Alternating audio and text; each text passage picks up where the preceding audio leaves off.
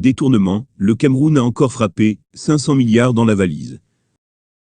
Si vous êtes nouveau, n'hésitez pas de vous abonner. On commence.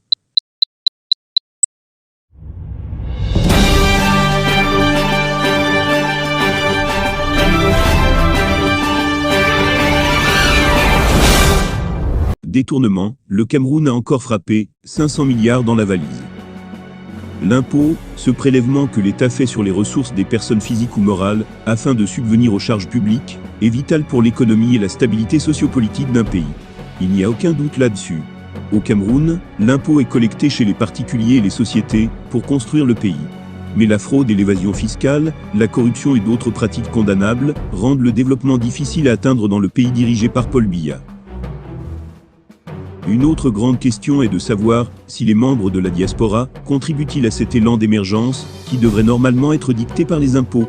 L'avocat au barreau de Paris, qui est également acteur de la Société civile des réconciliateurs, M. Christian Beaumontimban croit que si.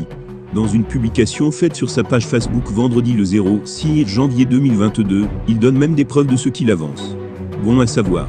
Pour la culture de certains compatriotes, qui invectivent souvent les compatriotes de la diaspora de ne pas payer les impôts au Cameroun, titre-t-il. Retenez que chaque Camerounais qui envoie de l'argent à sa famille et ses proches au Cameroun, paie l'impôt au Cameroun, informe Christian Beaumontimban. Le Camerounais ajoute qu'en effet, en dehors des taxes prélevées sur son transfert, l'argent qu'il envoie permet à ses proches et familles de faire des achats.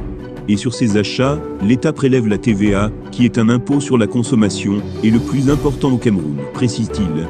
Par conséquent, en tenant compte des chiffres moyens d'envoi d'argent de la diaspora au Cameroun, soit 500 milliards par an selon World Remit, la TVA générée par cet argent est d'environ 100 milliards de francs CFA. À cela, il faut ajouter l'effet induit sur les bénéfices des entreprises qui commercialisent. D'où d'autres prélèvements d'environ 100 milliards au titre des impôts sur les sociétés et autres. C'est alors dire qu'au total sur 500 milliards envoyés en moyenne, la diaspora paie 200 milliards d'impôts au Cameroun par an. Mais où passe tout cet argent ? C'est la grande interrogation, surtout que beaucoup de ménages n'arrivent pas à joindre les deux bouts. La richesse n'est pas redistribuée de façon équitable, c'est une évidence. Ou mieux, le vol et le détournement d'argent au sommet de l'État prennent de l'ampleur. Le ministre de l'économie Louis-Paul Motaz, qui a vu passer de nombreux scandales financiers, ne dira pas le contraire. Bien chers abonnés, c'est ainsi que nous arrivons au terme de cette édition. N'hésitez pas à continuer de nous soutenir à travers vos commentaires. Merci.